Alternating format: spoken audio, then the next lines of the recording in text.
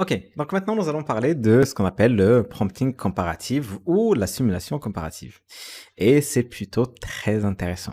Donc le prompting comparative met en évidence les principales similitudes et différences entre différents facteurs, ce qui peut vous aider à prendre des décisions plus éclairées et mieux comprendre les forces et les faiblesses de deux options différentes. La formule de cela est la suivante. On dit veuillez comparer et mettre en contraste les exemples de textes suivants. Donc, je souhaite que vous souligniez les similitudes, les différences, les caractéristiques qualitatives et les facteurs quantitatifs, la fonctionnalité, l'impact, les points clés à retenir et autres facteurs importants dans un seul tableau. Vous n'avez pas besoin d'avoir tous ces différents facteurs, mais ce sont de très bons points de départ, car cela va décomposer votre réponse en une grande profondeur d'information ou d'aperçu. Et pour terminer le prompt, voici les deux éléments de contenu que j'aimerais que vous mettiez en évidence. Nous avons le contenu 1 et le contenu 2. Pour nos deux exemples, nous avons donc la philosophie d'entreprise et de design d'Apple et de Microsoft. Et le deuxième exemple concerne l'investissement dans l'immobilier par rapport à l'investissement dans les crypto-monnaies. Prenons notre formule de prompt et appliquons-la à notre premier exemple.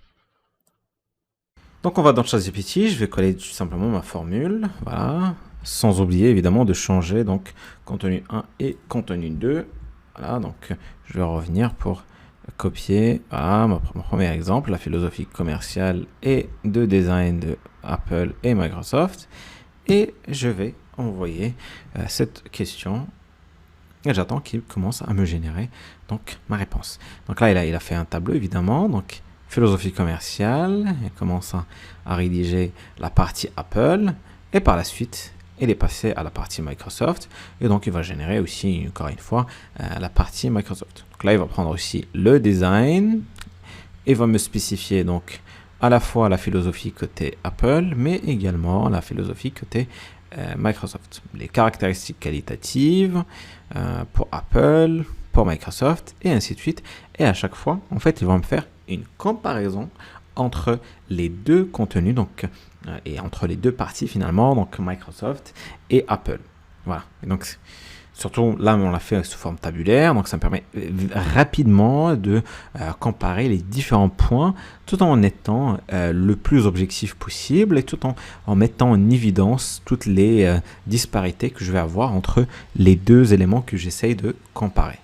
Ok? Et donc ça, c'est vraiment très puissant parce que ça vous permet rapidement d'avoir une idée claire sur les différences et les points de similitude entre deux points différents, entre deux entités différentes, entre deux sujets que vous essayez en tout cas de mettre en évidence.